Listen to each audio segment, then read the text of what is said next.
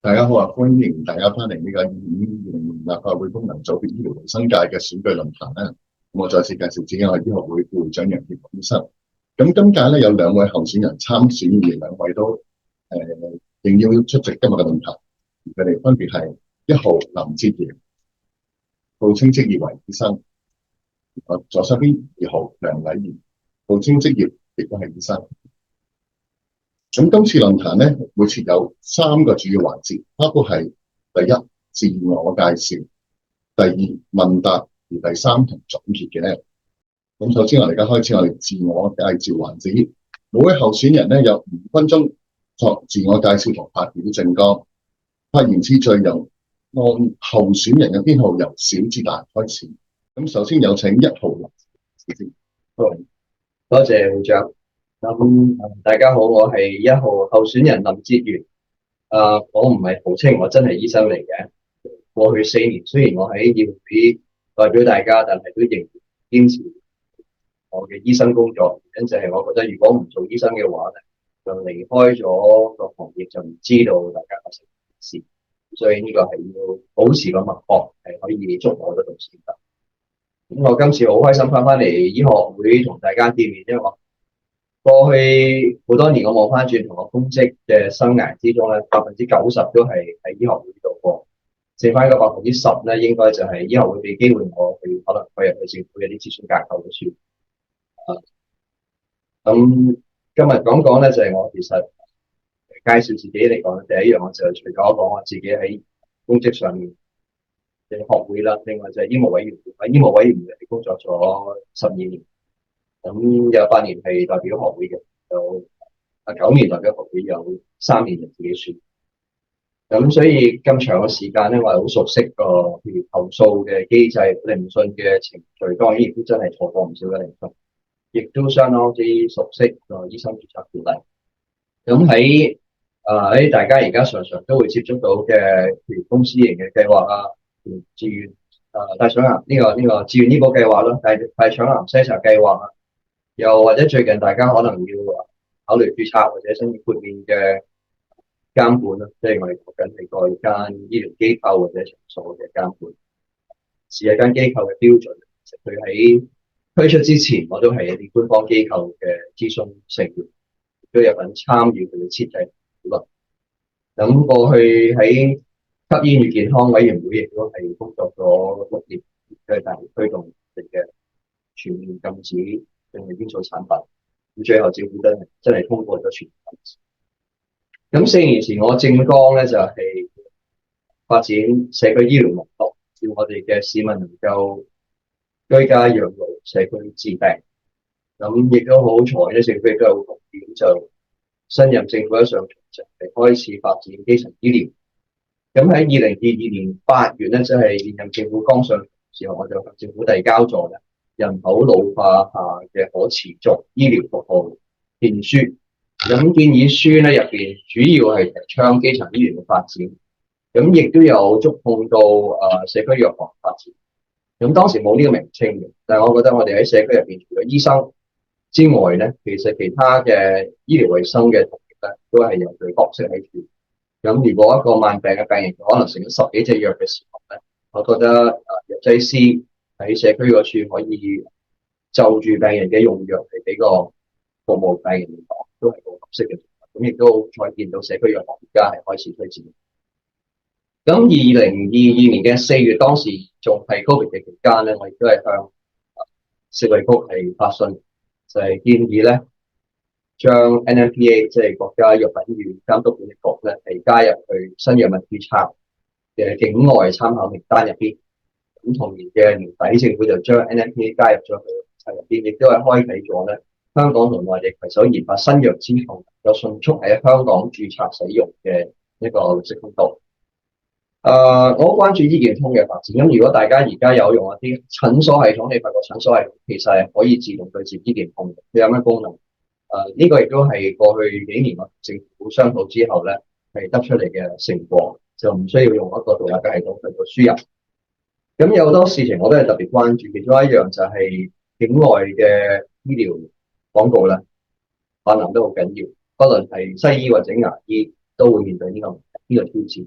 咁大家都知道，而家我哋業務守則，我哋專業守則係管我哋就唔管香港無註冊嘅人士，所以要管晒所有嘅機構啊、境外嘅人士咧，一定要從法律嗰方面着手。咁我亦都有好具體嘅建議咧，係會交俾政府，係喺個法例上面更改嚟到去全監管我哋醫療嘅廣告。咁我亦都係好關注非法行醫。非法行醫意思即係你可能打住往控症中心啊，或者係另類醫療嘅呢一類。咁亦都係我係有具體嘅建議咧，準備係向政府提出係修訂我哋嘅醫生註冊條例去到監管。咁嚟緊我亦都好關注咧，就係試去使用醫健康實際上嘅操作，亦都好關注我哋新畢業嘅針對優先嘅。咁仲有其他關注，我相信時間會再講。跟住我哋有請2號嘅。係主持好啊，副會長好啊，各位線上嘅朋友大家好。咁其實我係梁禮賢醫生。咁其實我可能大家會覺得我喺醫學界嗰個大家未必好認識。其實正正我同線上面咁多位都係一樣，喺醫療界度默默耕耘嘅醫生。咁我少少介紹自己啦，因為我其實係93年畢業。咁我一路咧就喺公營機構，即係瑪麗醫喺伊利沙伯醫院度咧係做咗10幾年。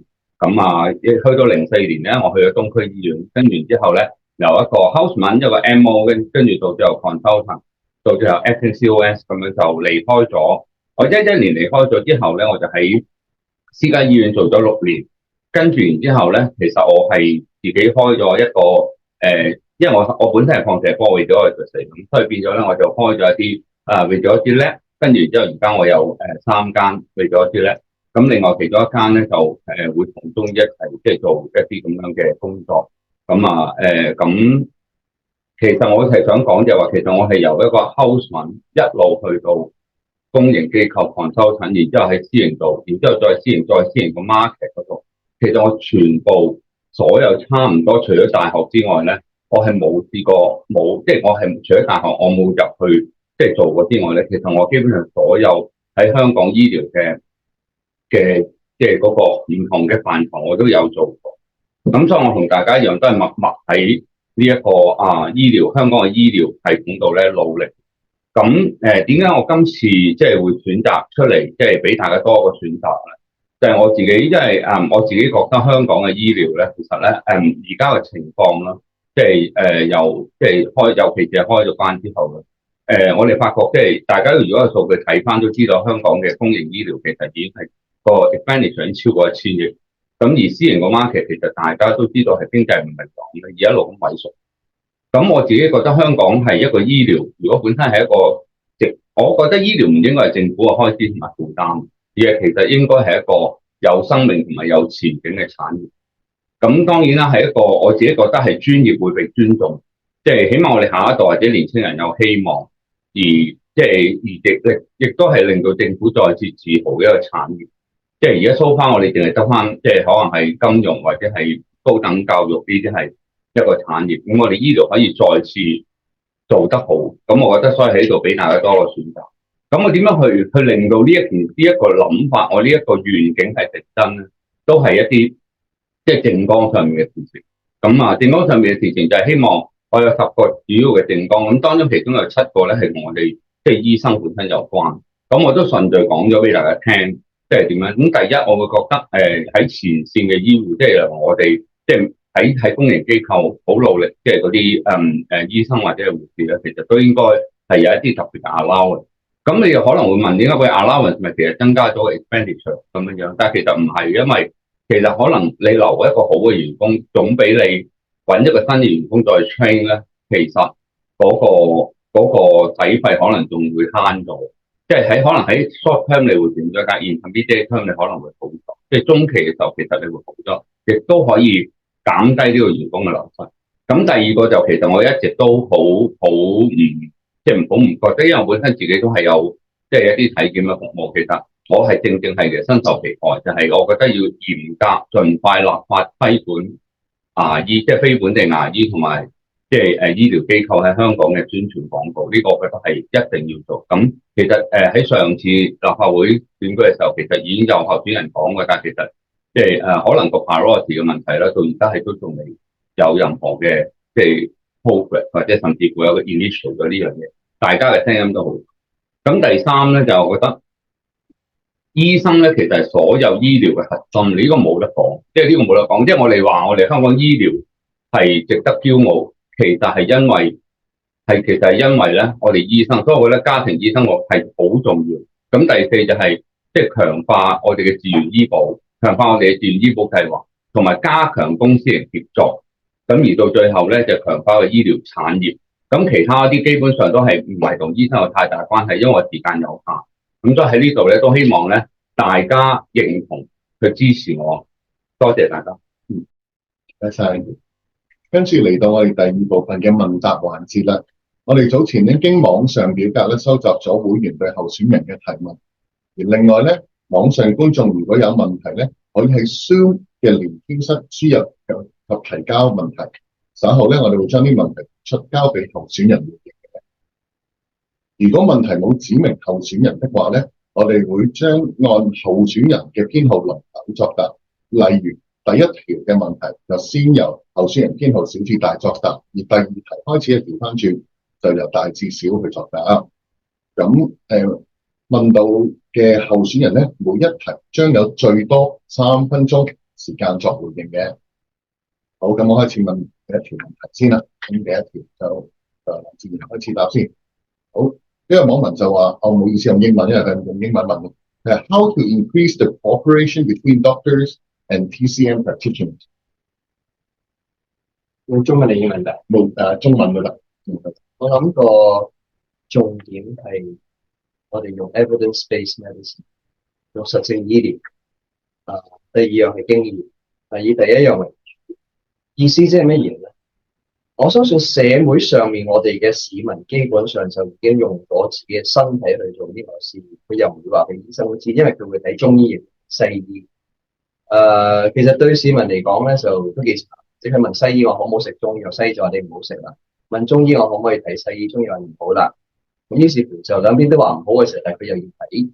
咁我希望見到，亦都開始見到咧，就係我哋用實證醫療去將兩邊嘅鴻溝係拉近。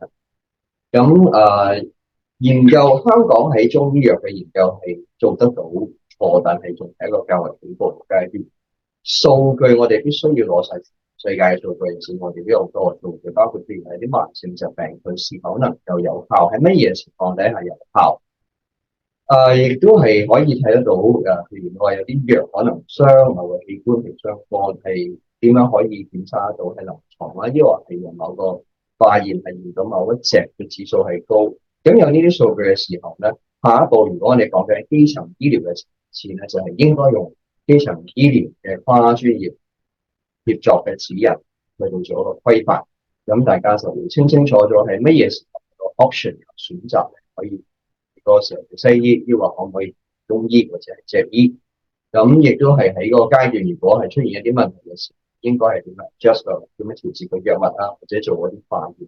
我相信用呢一種循證醫療嘅方法起步嘅時候咧，係大家較容易接受，亦都咧係有比較堅實嘅基礎。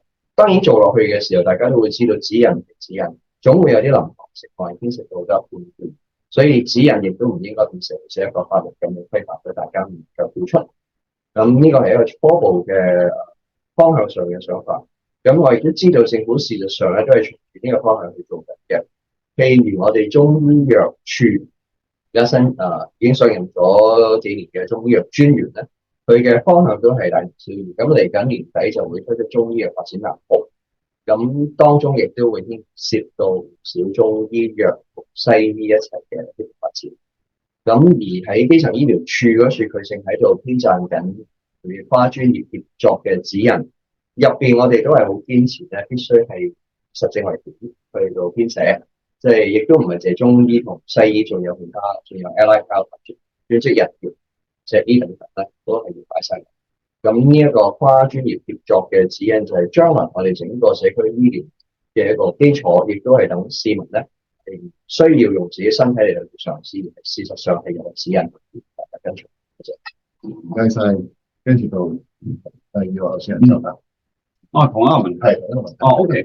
多謝主持。咁就中西醫嗰個合作，其實我自己會睇成就係話，係一個協同效應嚟嘅，係一個協同效應。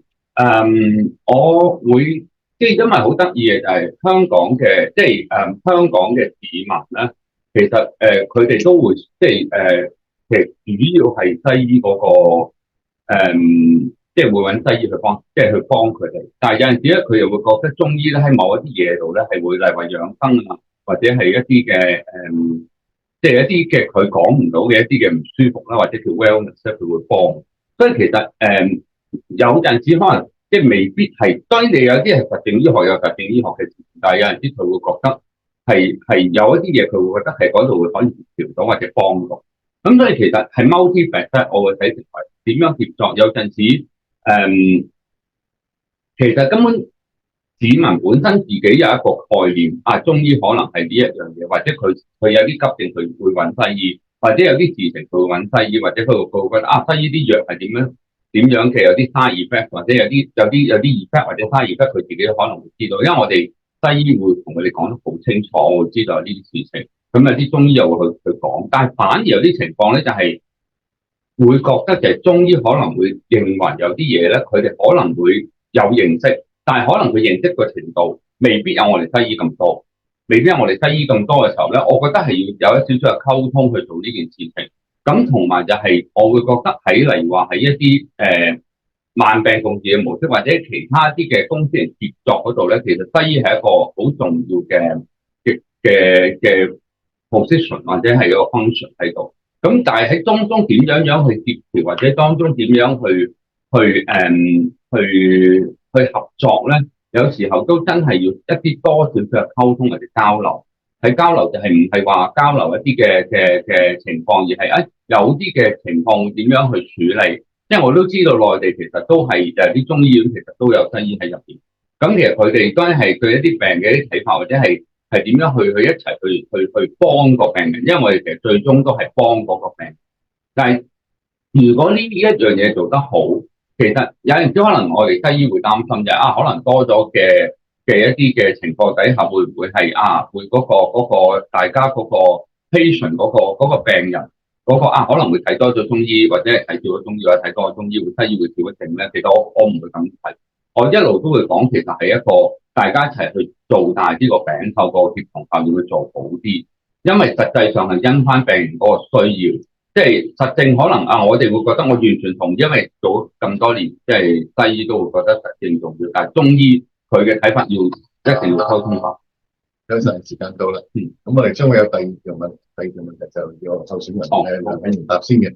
個問題就係話，你點樣睇今次近排嘅醫委會事件？改革醫委會咧，係咪真係可以解決到今次嘅事件嘅問題關鍵咧？請先作答。我相信呢度就最好啦，大家都係我即係講得俗啲咧，大家都係行家咧，大家都知道醫委會其實都幾即係嗰個地位，大家心中都知道噶啦。咁即係話改革，我就即係你問我自己覺得係即係如果真係要改革，即係 efficiency 嗰個改革，因為其實我都會有啲朋友咧，本身咧係喺medical council 入邊，但係佢係 layman 嗰邊。即係我會知道，其實佢哋去睇事情嘅時候，其實完全唔係我哋講嘅咁樣睇。而有陣時佢哋嘅睇法咧，係會令到我覺得有啲意外，有啲意外意思係，其實嗰件事可能佢已經 take 咗個 side，因為可能你醫生就係點樣，所以佢可能未必會真係 follow 嗰個睇法去睇嗰件事。因為我哋冇話我哋一定係啱晒，因為其實大家都好知道medical council 嗰個力係有幾大，所以大家都好明白，所以我又唔覺得喺同埋我自己都會睇，就係其實大家都係公道，即係有啲嘢係公道，因為判出嚟我哋自己行家會自己知係點樣。咁至於你話有咩可以改革嘅話，我覺得係個 efficiency 嗰度可能會做得好少少，即係有陣時相信大家等，即係可能即係希望我自己都即係都有啲朋友都經歷過，等封信唔知等幾耐。等個咩要等幾耐嘅，有啲嘢不如解決咗佢，盡快解決咗佢可能會好啲啊，又唔使再等下次開會啊，即係呢一啲林林總總嘅嘢，其實好拖長，好折磨。即係大家都希望，喂，不如快啲解決咗佢，得或者唔得，好或者唔好，係唔係有都解決咗？當然有啲嘢係 link，佢個 link 係 depends on，即係嗰個 complexity of 嗰個 case 啦。咁但係我覺得喺成件事要改要解決，就係當中嗰個速度咯。即係呢樣嘢係有啲 case 係可能其實好 trivial，但係你就孭住可能孭年幾，即係由你去 PIC 到你去等 PIC， 等完 PIC 再上，咁嗰啲已經係令到大家好辛苦嗰啲。咁我覺得呢樣嘢真係可以幫到我哋業界，就係呢樣嘢咯。咁至於你話其他嘅改革，我自己就覺得，我一路就算我同記者我都係咁講，我相信 Medical Council 一定係用一個最公道嘅睇法去睇嗰件事。我就算明報訪問過，我都係咁樣講。咁但係當然咧 individual cases 就 individual cases 嘅事。我都同記者講就係話，有陣啲法庭做出嚟，咁可能我自己呢文我睇完之後都覺得，咦唔係好知點解喎？但係其實就係喺成件事度，其實入邊係一個好 professional 嘅 judgment 嚟。咁我覺得第二樣嘢要去改，即係如果要改得係可能多啲溝通俾一啲嘅其他嘅 stakeholder 知道，其實呢個 judgment 唔係即係 impartial 啊。多謝。好啊，多謝晒呢個問題。如果我哋從一件事，即係話一個個案，唔係因為必須要嘅法律上面嘅原因，用咗超過10年，從呢個個案開始，出發嘅時候，我哋可能話，咁我哋等個調查啦，等個調查出咗嚟之後再諗嘅時候咧，你唔會知道呢個調查需要等幾耐，而我哋要考慮到嘅就係呢段期間，市民對醫生嘅信心會有幾大嘅折扣，呢個先至我哋關注。而對於嗰位被投訴嘅醫生而言咧，只要佢覺得自己係，佢深信自己係冇犯錯，你將佢嘅聆訊咗10年，係佢已經坐過一次喺嗰個 respondent， 即係答辯人個座席嗰處，然之後你再要將佢延咗10年，其實如果佢深信自己冇錯，呢個就係對佢最大嘅打擊，因為幫佢攞翻公道最有效嘅方法就係俾佢有公平嘅審訊，呢個好清楚嘅。過去咁多年，你話醫委會嘅審訊係咪公道？我夠膽話俾大家知係公道。我以自己坐咗咁多次嚟講俾大家知係公道。公道唔等於話100%大家都會明白公道。咁佢跟嘅咧係一個刑事聆訊嘅程序，都跟一條足。但個問題出喺邊度？我哋話自己公道，足唔足夠？因為喺普通法，你係要 seem to be just， 你要俾人哋睇到係公義。人哋睇到係公義嘅時候咧，佢對你就會有信心。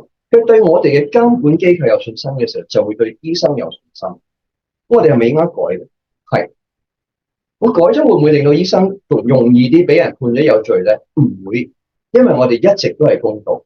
改變咗，令到整個聆訊程序更加透明，更加 seem to be just。被人睇到係公義咧，只係會改變咗人哋睇到我哋公，唔會改變我哋原本已經有嘅公道。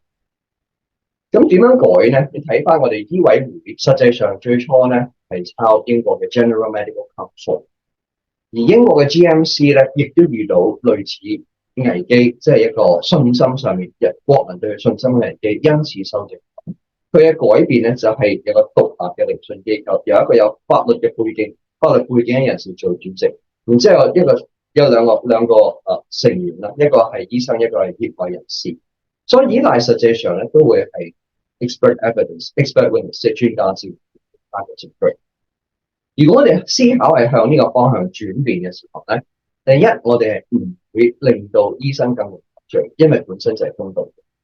第二就係可以令到社會對我哋有更大嘅信心，呢個係雙贏局面。我覺得係絕對可以去思考，應該去思考，需唔需要改變醫委會嘅組成咧？需要。咁下一條問題咧就係英文題，今次又輪翻到，因為頭先係林志源作答先，咁我照讀啦嚇。咁就話 more than 80% of the public-private partnership fund will be withdrawn from the government subsidy scheme And how can we build a sustainable PPP program in HA in all specialties in the long run？ 中文得，中文得好。實際上醫管局同私家醫生嘅公私營協作計劃咧，將會有一個政策上面嘅應該話安排上面改變，就係再由醫管局出錢，而係由策略性採購辦公室嗰邊出錢同採購。咁所以個錢係會有所轉，但係唔等於係減咗或者係加咗。長遠嚟講，我哋睇嘅咧係政府對公共醫療嘅投入，政府對於私家醫生同埋牙醫喺公共醫療上面嘅合作，以及咧佢呢啲合作嘅計劃咧是否有個適時嘅 review 一個檢討。而我哋過去見到咧計劃有幾個好大嘅問題。第一，推出之前係冇同前線好好溝通，佢有同學會溝通，但係並不足夠。所以推出嘅時候咧，係錯漏百出，千瘡百孔，多沙石。就以 CDCC 為例，推出之後咧，我都揾到40幾個好大嘅問題，坐低同政府嘅同事傾咗好耐，有一部分改咗，一部分未改。咁起碼都聽啦。第二個問題咧，就係呢啲計劃嗰個subsidy level 嗰個即係到底個錢係幾多咧？實際上現在嚟講咧，係需要有個 review 嘅，有個檢討。我唔係話夠或者夠，不過你可以睇數字。如果你話睇一普通科門診，政府嘅成本啊600蚊到啦，公開數字嚟嘅。但係佢俾你睇一個 CDCC 個案，佢俾幾多你咧？計埋個 payment 300蚊，咁你大概知道。大腸癌篩查計劃亦都係啦，推出到而家都差唔多10年啦。1毫子都冇變過，但係出邊你租嘅地方會貴咗，你用嘅儀器會貴咗，你嘅藥都會貴咗，你攞翻屋企就會少咗。咁除咗個錢之外，成個計劃好多值得檢討嘅地方咧，佢除咗改咗張 lab form 之外，其實都冇改到。所以檢討係需要，咁所以我係希望見到將來有大檢討啦。第三方面嘅問題，我哋睇得到嘅咧，就係政府好中意用嗰個方法咧，就係 tender， 就成個合約換咗俾某啲機構，咁你就入標啦。用標嘅方法咧，其實就最多係1個至2個機構係攞到個標書，中標攞到個服務嘅權利。但係結果咧就佢大，不過市民就少選擇。再者咧就係少選擇嘅時候咧，服務大家都會明白㗎啦。冇競爭嘅時候，咁就係咪真係會一路上升咧？呢個大家都會知道冇可能。咁所以我一直建議咧，就係用翻我俾個 contract 俾個合約你簽啦。任何醫生都可以簽，任何牙醫都可以簽。你簽就跟，你唔要你咪唔好簽咯。即係 table contract on table，take it or leave it。呢個方法係更加有用，而且亦都試過嘅人。希望呢個就係將來嘅方法。跟住你有請好，多謝支持。我完全覺得呢個 PPP 係要做大啲，因為其實我有少少背景，我正冇同大家講。其實我係喺10幾年前咧，2011年嘅時候咧，其實咧我讀咗喺 Poly 讀咗個doctorate 咧，呢個healthcare finance。咁香港嘅醫療好特別嘅地方咧，就係佢公營同埋私營咧，基本上係兩條柱咧係撐住成個 medical system。咁而中間咧，即係 PPP 又好，又或者我哋叫做自願醫保計劃，中間嗰個 pillars 咧係完全咧係得啲牙籤咁上下嘅。咁喺我寫論文嘅時候，當時政府係2011年度啦，係600零億嘅 expenditure。咁而家其實咧佢係做到1044億嘅，如果冇記錯。咁你諗下，其實當中咧，佢嗰個 primary health care 嗰個 territory 咧，由10幾個 percent 至20個 percent 去到而家32個 percent。其實佢係喺呢度其實用咗好多喺呢一度。咁呢度形成咗咩嘅情況咧？就係當然佢個 scope 係闊咗，佢個 scope 係闊咗，但係你變咗出邊嗰個，即係我哋private practice 即係 practitioner 咧，嗰個能力咧係冇釋放到出嚟，冇釋放出嚟，甚至乎係民間。即係 PPP 其實就係兩邊一齊，即係 co-payment 呢一樣嘢，其實亦都冇釋放出嚟。咁所以我覺得其實喺呢一度咧係有一個比較急嘅情況，就係當你政府冇錢嘅時候，你就要將呢樣嘢再推多少出嚟，即係推多少出嚟，無論喺個 scope 啦，而家暫時就係即係 GP 嘅一個 consultation 或者 imaging 啦，即係 PPP 啦，或者其他會有其他嘅服務係可以推出嚟 making that 係可以有呢一個 PPP 嘅 cooperation，即係 collaboration 咧。其實民間佢唔係唔願意去 pay 嘅，有陣時如果即係所有嘢咁，只不過係佢唔想等。咁呢個係有一個有個 freedom 俾你去 choose 嘅時候咧，我啲 imaging 嗰啲其實而家即係我本身係 imaging 咁 imaging 嗰邊其實而家好多大機咧。即係而家都係咁樣，係可以即係叫頂得住啦，因為上面即係800蚊呢個 800蚊呢個 CT 或者 MRI。咁但係喺呢一度嘅時候，其實可以係再令到成件事釋放多啲 private market 嗰個能力出嚟，大家其實好覺得有呢個需要，即係其實我都有同佢哋傾過。咁呢個第一，第二就係嗰個難即係嗰個叫複雜度啊。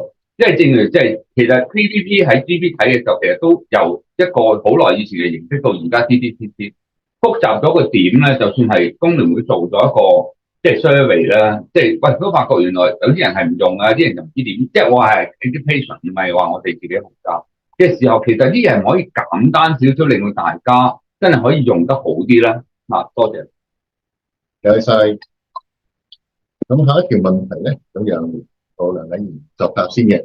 呢條問題咧就係咁嘅，就係點樣改善公私營失衡，同埋點樣協同本地外國嘅畢業嘅醫科生咧？咪住先，唔好撳住。你講我撳俾人就公私營失衡係一 part，即係兩 part 就係點樣？即係兩條題目嚟喎，即係分半鐘一條題。時間開始急，因為都好多問題㗎，所以好擺埋一齊嘅。好，請開始。公私營失衡即係話，其實我就話講咗啦。如果大家有即係一路喺個線上面嘅時候，我仲有講到啲。咁啊，公私營失衡其實有最大嘅就真係希望可以將成個公私營協作咧可以再做多啲。咁以呢個其實大家如果有個心去 match 到咧，因為其實講即係講好多嘅邊個 funding source 啊，點樣 funding 法啊，點樣去做 tender 啊，呢啲所有嘅都係 procedural 嘅，即係變咗大家如果個心去做。而大家係按一個 respect， 即係 respect 翻我哋即係 private 嘅同仁佢哋嗰個即係情況，我覺得係唔會行唔到，亦都可以行快少少，因為你而家就算係講緊一啲嘅 waiting time 咧 ，MRI 嗰啲，你俾多咗600幾億、400幾億咧，其實冇好過，其實即係仍然係咁多，唔係話計一啲 regular follow 嗰啲 hepatitis B、ultrasound，而係有啲真係可能要等成大半年之後咧照。咁其實係咪真係可以再 facilitate 多啲？因為個 patient 本身佢只係將佢嘅不滿咧轉嫁喺翻我哋即係 HA 嗰啲 frontline 嗰啲 staff 嗰度，即係呢個係一個好現實嘅情況。咁至於你話外國回流學生同埋即係我哋本地呢個，我諗好實際嘅做法就係真係本地嗰啲一定係 priority 嘅 employment， 因為一個畢業生其實出路咧係大約有4至5個啦。第一個就係佢本身繼續留喺 HA 啦、Department of Health 啦，或者大學啦，或者係去私家嘅醫院啦，或者係自己開 clinic 啦，咁或者係自己翻去 overseas 嗰度做嘢，即係呢幾樣嘅啫嘛。咁你 absorb 唔晒，即係當你 HA absorb 晒，即係有本事 absorb 晒所有嘅，咁啊冇問題啦，因為佢哋可以有 training specialty 啦。但係 absorb 唔晒嘅時候 priority 就要擺喺 local 嗰度，即係個 employment 嗰度，我覺得係一個好 fair， 同埋都係因為交唔真係 invest 又好，或者即係佢本身嘅能力都好，咁佢呢樣嘢係需要考慮。咁至於你話其他咪條例已經過咗啦，咁我覺得係咪真係好過或者好多？其實都呢個唔係一個重點嚟，即係我覺得呢個係重點，但係呢個咧其實有一個情況就係我哋正我喺開頭之前講嘅產業，一個產業要成功咧，其實係要有資金、科技同埋人才。如果而家係咁嘅情況底下咧，當我哋而家即係我側聞啦，雖然冇 official 講嘅就係我同一啲新嘅畢業生都傾過，或者將近畢業都傾過，就係話有機會請唔到。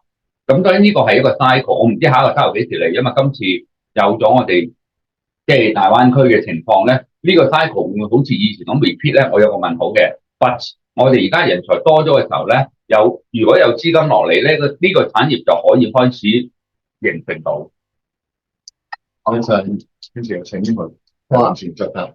好，香港嘅公共醫療有一個好重要嘅則，就係唔會有人因為經濟能力嘅問題得唔到適切嘅治療，所以我哋有個安全網。但係我哋嘅安全網嘅問題太闊，任何人都可以跳入去，咁你自然就會有公私營失衡㗎啦。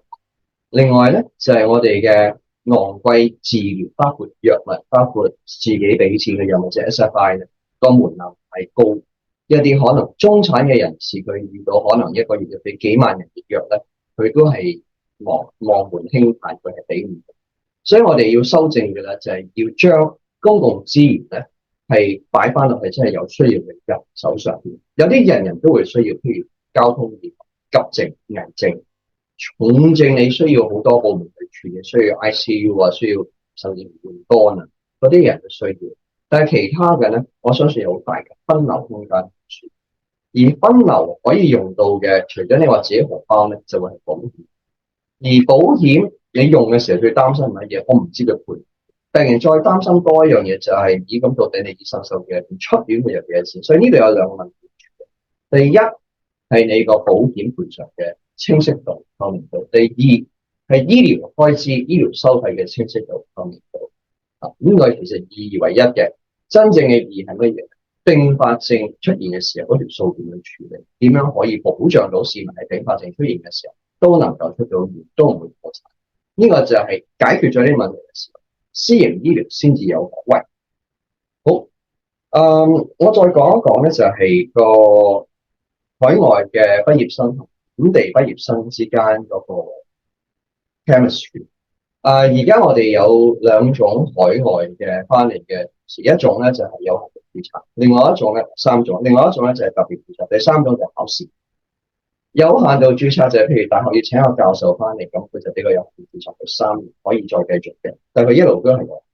特別註冊咧就係香港人去咗海外讀書之後佢翻嚟嘅時候，你係容許佢喺我哋公共醫療機構，即係包括醫管局、衛生署或者兩間大學咧係任職。而任職期間係必須要一路係落去係考到自己專科資歷，考到專科資歷即係醫專嗰個醫委會成個之後咧，再做多5年咧，佢先至可以咧轉為一個全面嘅香港註冊，中間係需要另外考個 LMC 嘅試。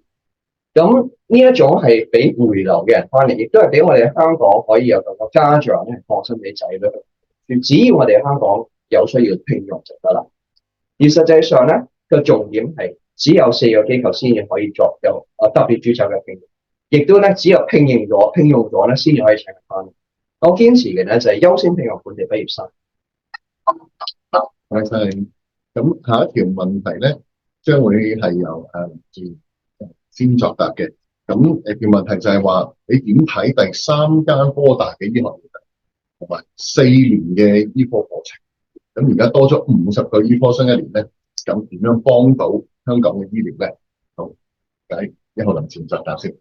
第3間醫學院嘅出現咧，其實係之前可能我哋經濟環境比較上好啲嘅時候，亦都係基於數次嘅醫療推算啦。最後嗰次係2003年啦嘅結果咧，就係去到2040年嘅時候，我哋仍然係會唔夠醫生。呢個咧已經計算咗咧，我哋係大學會全嗰2間大學會加額。咁佢有好多嘅假設嘅，其中一個假設咧就係大家個服務提供方式不變。咁有假設嘅時候，當然佢就唔會好準確。咁實際上有幾多醫生會離開公營醫療體系？有好多原因，而其中一個大圍嘅經濟環境。咁而家亦都大家見到逆轉。我個人係2003年自願提早退休離開醫療局。點解？因為當時話醫生多得滯，護士多得滯。跟住減行額、減病床，去到2008年之後又加翻，又話唔夠，所以呢啲推算咧係唔變，亦都唔會做。咁你第3間醫學院出現嘅時候咧，已經係出現㗎啦，已經唔會逆轉到你話唔開㗎啦。問題我哋點樣用？當你個醫生嘅人數仍係可以請嘅時候，你咪請翻香港，咪俾翻香港上去讀咯。但係慢慢你會睇到咧，可能我哋嘅學生人數以前都真係足夠。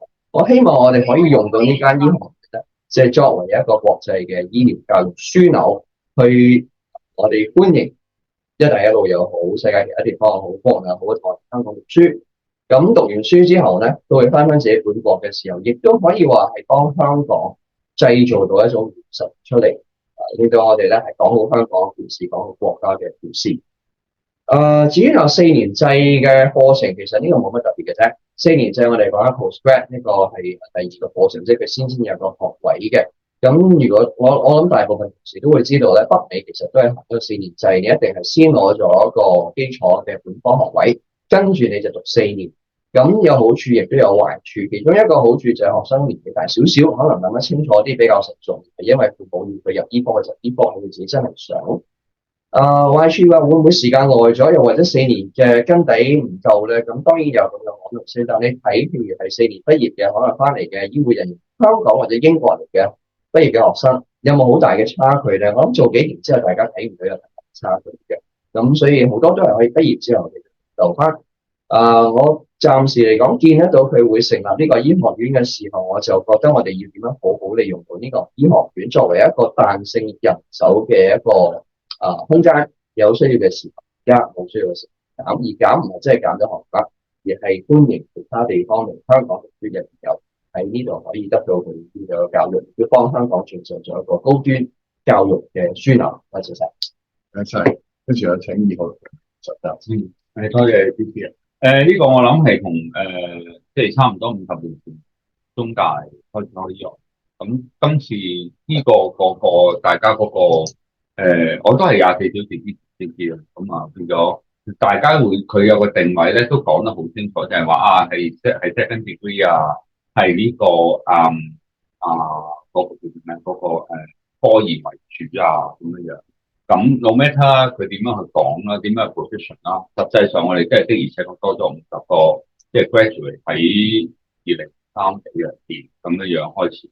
咁呢個係後面嘅 impact 係點樣咧？即係50個相對翻我哋而家個 number of practitioners 係萬個，或者係喺 HD 嗰度係幾多個，即係嗰個 numbers 咧 by percentage 好，但係呢個 impact 係有，亦都係重要。咁當然啦，呢個係一個 fact 出咗嚟。咁我哋點樣去用去做呢件事情，或者去諗呢件事？其實正正係回應翻我，即係正剛同，即係因為而家全部要講翻我諗法，就係個產業方面，即係產業必須要有足夠嘅人去維持一個好嘅產業。咁如果呢個定位如果真係科研啦，其實即係我有個少少問號，即係其實港大同埋中大都係做科研，即係有一啲科研。咁點樣係科研得嚟更科研咧？呢個就即係睇下往後走嗰條路係點樣。即係今次係科研唔夠人，就可以變咗唔係科研。咁呢個我哋都可以繼續，即係繼續喺度問，即係繼續喺度 question 翻呢一個 position。即係 question 啫，冇乜特，即係想了解一下。咁亦都係咪話咁樣會多咗一個 more synergy 喺入邊咧？而即係呢個 synergy 可能一啲好好嘅大家啲互補或者係叫一個有冇多個 niche 就會出嚟咧？呢個真係拭目以待。但係你問我自己會覺得 overall 咧，其實唔係壞事嚟嘅，即係唔係壞事嚟，因為其實maintain到有一個夠嘅人才喺度咧，其實係相對地係好。咁當然就係你話如果往後會唔會真係多咗其他唔同嘅競爭或者成日？當時我覺得今次嘅設計咧就即係比較早，亦都不似預期啦。即係佢開嘅時候其實而家係唔需要。咁會往後嘅日子嘅時候再真係調得會比較比較 more time sensitive 啲咧，我覺得呢個位係可以去諗，可以去增長。既然係咁嘅話，我哋點樣去利用呢一個機遇去做翻一個事情咧？唔講到咁遠，就算喺我哋香港做翻一個真正嘅產業，你有人才，咁自然就會即係自然就會有資金去做呢件事。咁所以我相信其實呢個係一個好嘅即係佢點講一個 component 咁係咁。多謝。咁最後嘅總結環節咧，每位候選人有3分鐘嘅時間咧，就作總結發言嘅。發言次序咧就由候選人編號嘅大至細倒序開始。咁首先有請2號梁女。好，先多謝幾條。咁都開心啦！今次真係用一個我覺得好親切。即係雖然我冇喺醫學會度幫手，但係即係我始終都係30幾年一個即係行醫嘅生涯，即係由我即係88年入醫學院到而家，咁我感覺係好深嘅，同埋我都好重視即係今次嘅交流或者係今次嘅咁你問我自己覺得我好希望香港嘅醫療即係香港嘅醫療系統係一個好 proud，我哋覺得好引以為傲嘅一個